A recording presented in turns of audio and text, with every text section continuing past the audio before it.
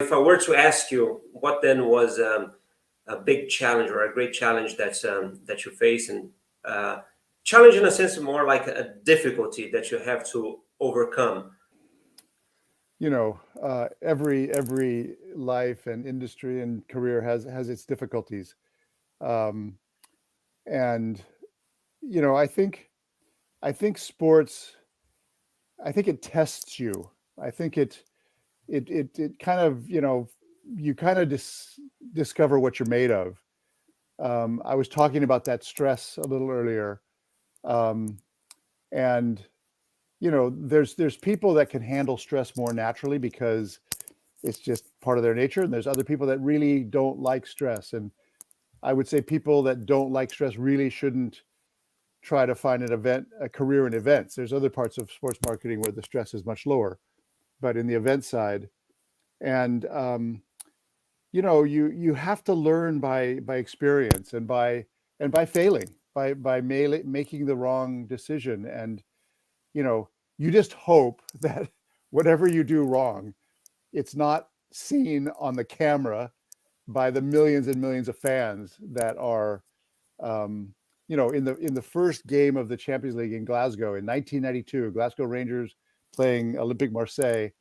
um, we had the center circle that we had developed, which was our big Champions League Starball brand, and it still is a cornerstone of the branding. And um, it was very windy, and so we always laid it out on the pitch, and it kind of held it down with some anchors, and then these ball boys and girls would come out and they would shake the flag and the banner, and to give it some energy. And it was so windy that some of the kids started getting lifted off the ground, and it became really dangerous. And we had to go out there on the pitch and uh, and get them off of there quickly, while the players are in the lineup and the music is playing. And you know it's but I could give you 500 stories like that of things that happen during. And there's people that can cope with that kind of emergency and get it done, and make the best of it, and other people that can't. And I think I'm one of those people that learned to deal with those kind of things. But there's no substitute for good organization, and that's what Champions League became known for. We created a whole system of preparation for the matches. So we went to a match with a checklist of every single thing: the pitch, the press, the hospitality, the access, accreditation, safety and security. Every single thing that went into creating a match was on our checklist. And we had meetings with all the different groups, and every meeting we had an agenda for that meeting. And so by the time we got to the time of the match, everything that has to do with that match was covered and arranged and ready to go. Most importantly, after the match, we had a debrief, which everybody hated the debrief because you just had the match the night before. We had a debrief at 8 in the morning the following day, and the club people had to come there along with media sponsors and other people. And we talked about what went well, but what didn't go well. And when we talked about what didn't go well, we made a list of those points with the person that was responsible. We sent a follow-up email back to the club. These are the things we have to address for next time.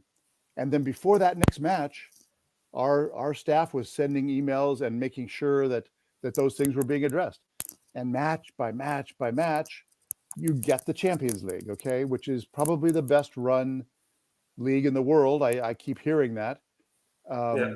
I think it was, and I think the proof of that was that the sponsors that we started with in 1992 lasted. Some of them are still there 30 years later, which is kind of unheard of in sports, like MasterCard.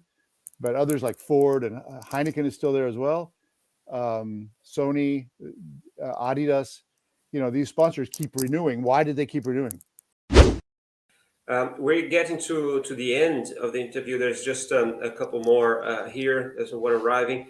Actually, Jack, I think he got here a bit late because he's asking more or less exactly what I asked before. what was your toughest challenge that you faced and how you overcame it. So Jack, I will actually rephrase that a little. Well, We could, yeah, go on. well, Sorry. let me answer that quickly. I was in Athens. It was the Olympic Stadium, which has a running track around the pitch. Rosenborg was playing Olympiacos in a Champions League match. About 3 hours before the match, we got a report that there was a disturbance at one of the gates. And in Athens at that time, there was a lot of fan clubs that were causing a lot of problems. And the police were getting criticized. Excuse me. And there was a group of police in another precinct of Athens that decided they were fed up with this criticism they were getting. They were going to come to our match, march around the stadium, and protest with signs the treatment of the police. Oh. You can't imagine this kind of stuff. Okay, I'm sorry.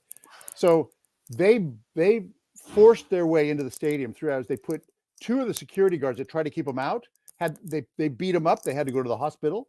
These were police with their weapons and their billy clubs, and these 2 spectator security guards had to go to the hospital. They come in. There's 150 black uniformed police with their weapons. They come in and they start marching around the track before the match.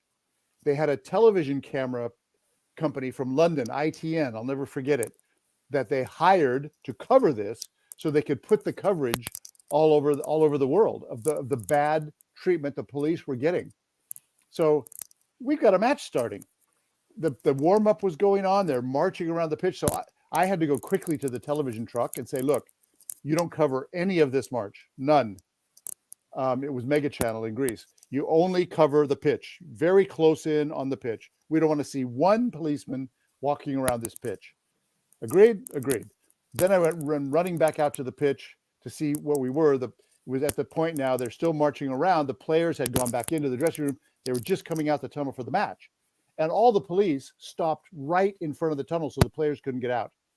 So then what happened? All the other Greek police that were in charge of that match, they came down on the pitch and started like a face-off. So we had one group against another group. And I was standing in the middle with the owner of Olympiacos. And he said, Craig, what should we do? I said, Jesus, this is not a spot that I've ever imagined being in. Right. And the guy from UEFA that was supposed to be there with me was sick on this match. So normally I wouldn't be in this situation. But I was the next one in charge because he didn't show up. And I said, look, we have no choice. I mean, he said, if they don't march, there's going to be a fight between these 2 groups of police. And for me, that was going to be like World War III. They all have their guns. Yeah. I said, okay, look, we have no choice. We have to let them march. So the amazing part of this story, two things happened. So the police that were trying to stop them backed down. They were not happy at all, but they backed down. They went back to their positions. The police that were marching, they started marching. But it's so funny. When the game started, they all love football, don't they? They love football. So they stopped and watched. They started sitting down on the track watching the match. It was like, can you believe it? So I felt, I had a moment of freedom there. I went quickly and got that cameraman that was recording all this because we weren't showing any of it. And I knew that if I could get that tape, that the public would never see this and it would basically never have happened. So I asked Olympiacos for a couple of their bodyguards, and they have these big guys like American football players, built like refrigerators. And they came with me and we went to get this cameraman. And, I just had them as backup. And I said, we saw what you were doing. We'd really like to have your tape. And he said, no, you can't ask me for that. It's illegal. You can't ask me for that.